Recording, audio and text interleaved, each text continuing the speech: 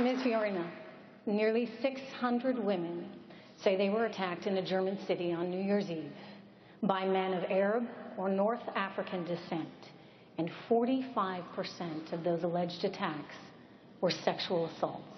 22 of those 32 men arrested so far are asylum seekers. Are you worried about similar problems in the United States? Of course I'm worried about similar problems in the United States. We cannot allow refugees to enter this country unless we can adequately vet them, and we know we can't. Therefore, we should stop allowing refugees into this country. And by the way, we do not need to be lectured about why we're angry and frustrated and fearful because we've had an illegal immigration problem in this country for 25 years. And we have every right to be frustrated about the fact that politicians stand up in election after election after election and promise us to fix the problem, and yet it has never been fixed. I offer leadership that understands that actions speak louder than words, that results count. We must secure our border. We must fix our broken immigration system. We must enforce a pro-American immigration system that serves our interests, not the rest of the world's. I understand what it takes to translate goals into results, and that is what I will do as the President of the United States.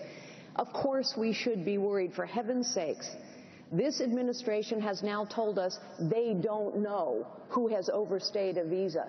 This administration has told us they don't even bother to check Facebook or Twitter to find out who's pledging allegiance to jihadis.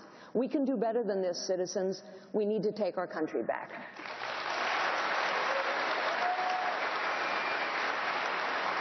I want to stay with you on this. The world shares a common enemy right now in the way of ISIS. Russia, the European Union, Saudi Arabia, Iran, China.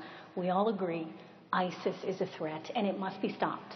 During World War II, the world partnered with Joseph Stalin, who was arguably one of the most formidable, despicable figures of the 20th century, but they partnered with him to fight the Nazis.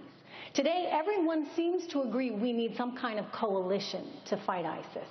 Do you agree with that? And if so, would your coalition include possibly Russia and Iran? We need to be very clear-eyed now about who are our allies and who are our adversaries. In the fight against ISIS, Saudi Arabia is our ally.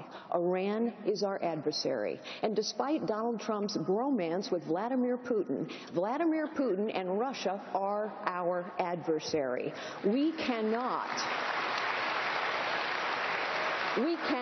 outsource leadership in the Middle East to Iran and Russia. We must stand and lead. The Kuwaitis, the Jordanians, the Saudis, the Egyptians, the Bahrainis, the Emiratis, the Kurds. I know virtually all of these nations and their leaders, and they have asked us for very specific kinds of support: bombs, materiel, arms, intelligence. We are not providing any of it today. I will provide all of it. We have allies who will stand up and help us deny ISIS territory, which is what we must do to defeat them. We must deny them territory. They will help us do this. And yes, we need a coalition, but only the United States of America can lead such a coalition. I will lead it, but we must be clear-eyed through this fight. Iran is our adversary. Russia is our adversary. We can never outsource our leadership. Only the United States of America can lead to defeat ISIS. I will.